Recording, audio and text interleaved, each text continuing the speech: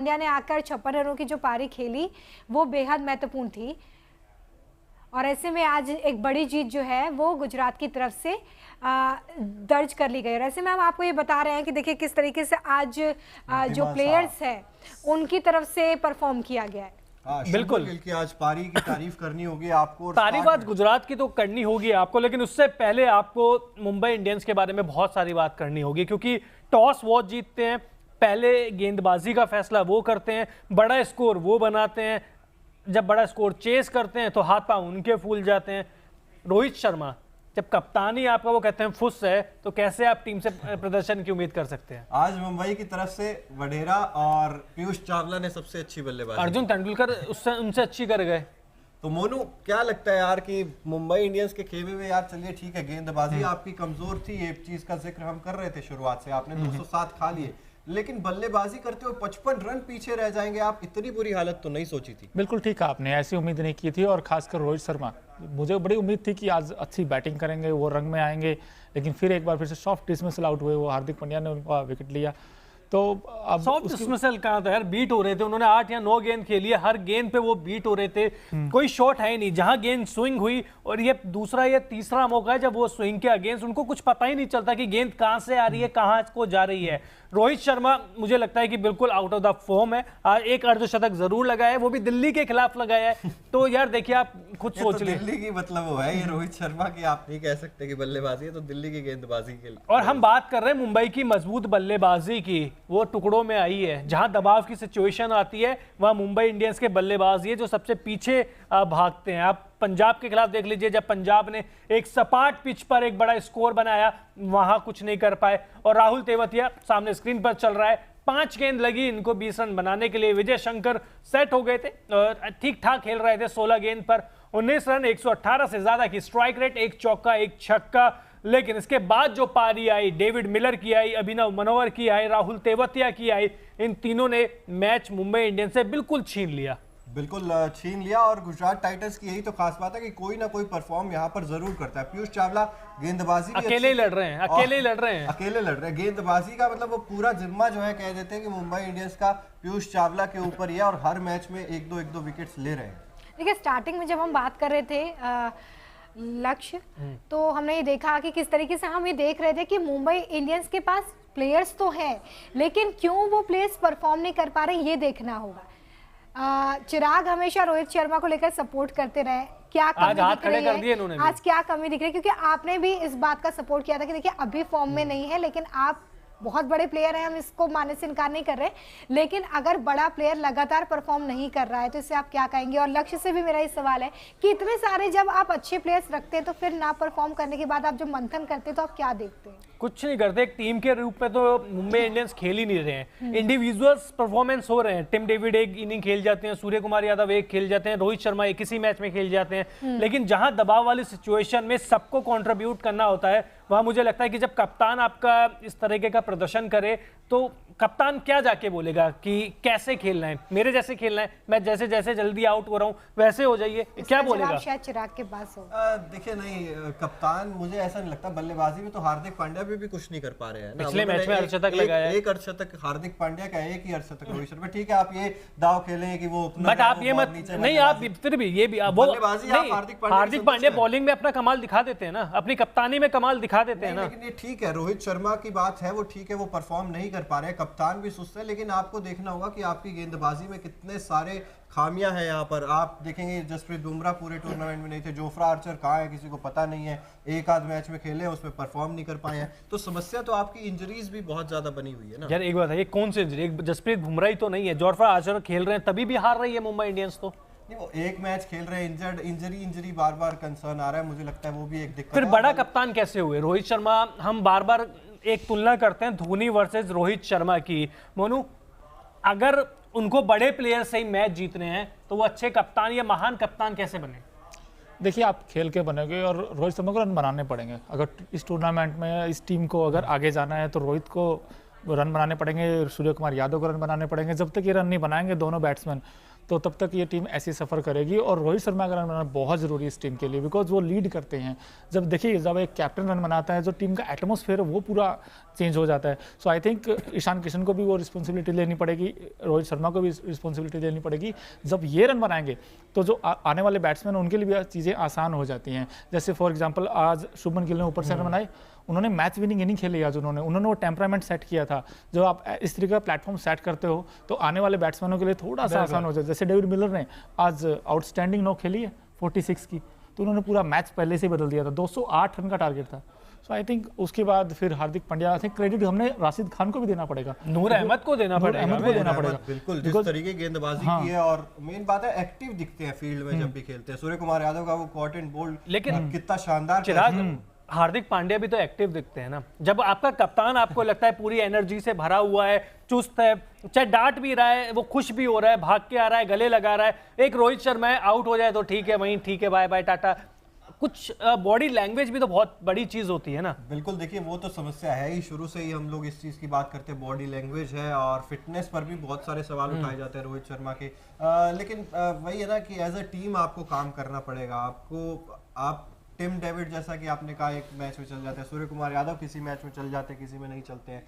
तो आपको match winners काफी सारे चाहिए होते हैं, कम से कम 2-3 मैच विनर्स आपके पास होने चाहिए। एक मैच में एक मैच विनर से आप नहीं मुकाबला जीत सकते।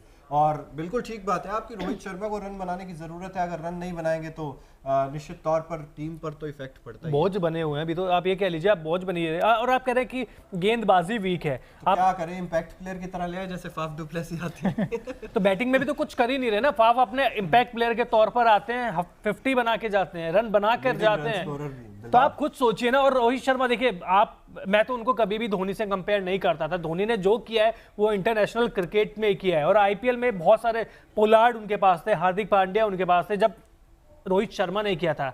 आज उनकी टीम पिछले साल से वीक दिख रही है, तो आप प्रदर्शन देख लीजिए। इसका मतलब तो साफ है ना कि जब अच्छे खिलाड़ी होंगे तभी ये कप्तान अच्छा है। अगर अच्छे प्लेयर नहीं है, या वो लो लेवल के तो नहीं बोलूंगा, मिड रेंज का, जिनको अनुभव नहीं है, तो फिर कप्तानी उनकी टाइम फिस।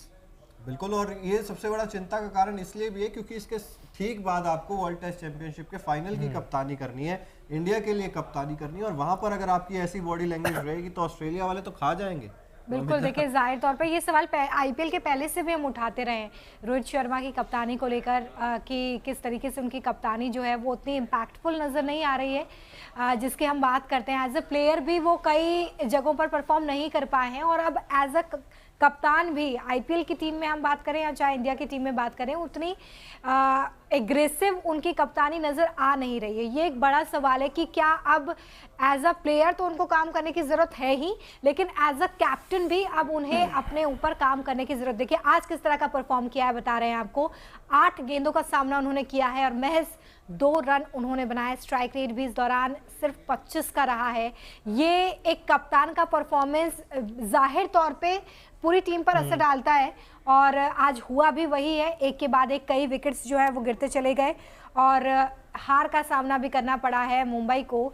लेकिन बात हम यही कर रहे हैं कि क्या सिर्फ एक प्लेयर और एक कप्तान के ऊपर ही सारी जिम्मेदारी टिकी हुई है, बाकी प्लेयर्स के परफॉर्म ना करने के पीछे आप क्या वजह देख रहे हैं? सूर्य कुमार यादव 23 रन बनाकर आउट हो जाते हैं, और भी जो प्लेयर्स हैं उन्होंने भी उतने अच्छे रन नहीं बनाए। तो क्या सिर्फ इस बात से टीम पर असर पड़ता है कि कप्तान ने रन नहीं बनाए तो हमें भी रन नहीं बनाने? और रणनीति पे भी मैं सवाल उठाऊंगा। सूर्य कुमार यादव आज नंबर 5 पर आए हैं, क्या वो नंबर 5 के बल्लेबाज है? कई मैचेस में तो हमने ये भी देखा है जब धोनी उतने रन नहीं बना पाए, लेकिन इंडिया मैच जीती है, उनकी कप्तानी है, क्योंकि बाकी प्लेयर्स ने अच्छा परफॉर्म किया है। तो ये भी वही वाली बॉडी लैंग्वेज वाली बात है ना कि आप किस हिसाब से डिसीजन लेते हो। आप, मुझे लगता है कि रोहित शर्मा जब मैदान पे उतरते हैं उससे पहले ही दबाव में रहते हैं कि जीतना है, मुझे जीतना है, मुझे जीतना है। वो जो एक्स्ट्रा दबाव है वो पूरी मुंबई इंडियंस को बहुत ज्यादा पीछे छोड़ रही है। हार का दबाव है लक्ष्य। बिल्कुल, क्योंकि ये केवल आईपीएल का नहीं है, या इंटरनेशनल क्रिकेट का भी है, क्योंकि इंटरनेशनल क्रिकेट में भी वो लगातार हार झेल रहे हैं। रोहित शर्मा की बात छोड़ दीजिए, हार्दिक पांड्या के बारे में बात करते हैं। कप्तानी, मैं सबसे टॉस के वक्त ही उनकी तारीफ कर देनी चाहिए थी, जब नूर अहमद और राशिद खान 2 अफगानी स्पिनर्स को उन्होंने खिलाया।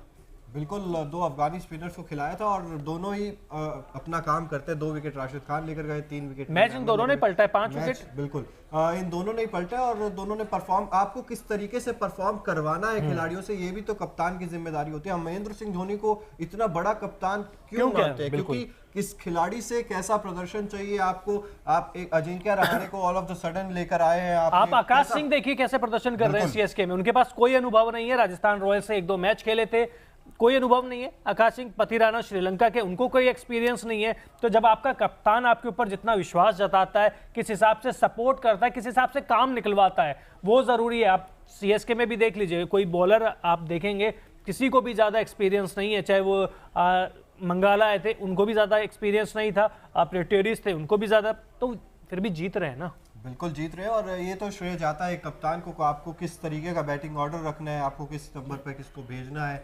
गेंदबाजी में आपको कैसे चेंजेस करने हैं, तो उस सब का इम्पैक्ट तो देखिए पड़ता ही है। और नूर अहमद की तो आज जितनी तारीफ कीजिए आपका, मैं 4 ओवर 37 रन 3 विकेट इन्होंने हासिल किया और महत्वपूर्ण विकेट चाहिए थे जब गुजरात टाइटंस को, तब निकाल कर दिए। और वो जो कहते हैं ना कि एक जज्बा जो लड़ने का, जैसा कि आप पहले भी कह रहे थे कि जज्बा दिखाओ तो सही, करीब तो लेकर जाओ, लेकिन हर खिलाड़ी को बस यही था कि मारना है, लेकिन आपको डीप ले जाने की भी तो जरूरत होती है। आपने मारना बहुत बड़ा शब्द कह दिया, मैं तो कह रहा हूँ बॉल और बैट के बीच का मिलन तो हो, टच तो हो, बैट पे लगे तो सही। रोहित शर्मा कितनी बार बीट हुए, ईशान किशन कितनी बार बीट हुए। ईशान किशन पता नहीं, मुझे तो समझ में नहीं आ रहा कि क्या साबित करना चाह रहे हैं। क्या मुंबई इंडियंस, इन टीम इंडिया से तो ऑलमोस्ट जगह उनकी जा चुकी है, ऐसे ही खेलते रहे तो शायद मुंबई इंडियंस से भी प्लेइंग 11 से बहुत जल्दी बाहर हो जाएंगे। इस सीजन नहीं, क्योंकि इस सीजन तो वैसे ही खिलाड़ियों का वो कहते हैं ना कमी है। तो ईशान किशन के बारे में क्या कहेंगे मानू, 15 करोड़ ही है। बिल्कुल, और मुझे एक बात बड़ी चुभती है, बिकॉज पैनिक होता है कोई जो बैट्समैन स्टार्ट मिलता है जिसने 12 बॉल में 23 बनाए हैं या जिसने 20 रन बनाए, उसके बाद जब कोई बैट्समैन आउट होता है, ये देखिए आउट होने को तो कोई भी आउट हो सकता है, 0 पे आउट हो सकता है, लेकिन जिस बैट्समैन ने जिसका फुटवर्क अच्छा हो, 2-3 शॉट अच्छे मारे हो, ऑन द राइज अच्छा खेलते हैं ईशान किशन, उसके बाद जब आउट होते हैं तो वो चीज़ बड़ी पैनिक करती है, क्योंकि आपको स्टार्ट तो मिला है, अब उस स्टार्ट को आपने कन्वर्ट नहीं किया। आप जब तक आप इनिंग को पेस नहीं करोगे तब तक आपके सामने स्ट्रगल होगा ही होगा।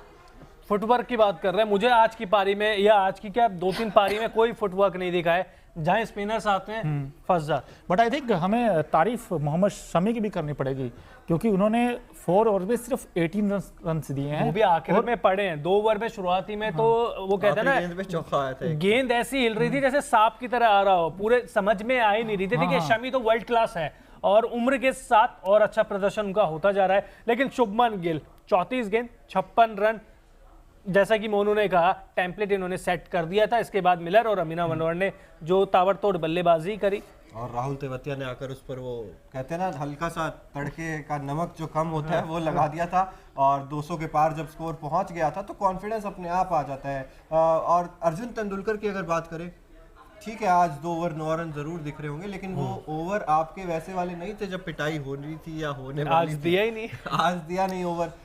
1 विकेट भी हालांकि उन्होंने हासिल किया, लेकिन क्या मुंबई इंडियंस बैकफुट पर जा रही है अर्जुन तेंदुलकर को लेके, या आप कहेंगे कि अभी ठीक है इनएक्सपीरियंस है, अभी थोड़ा टाइम चाहिए?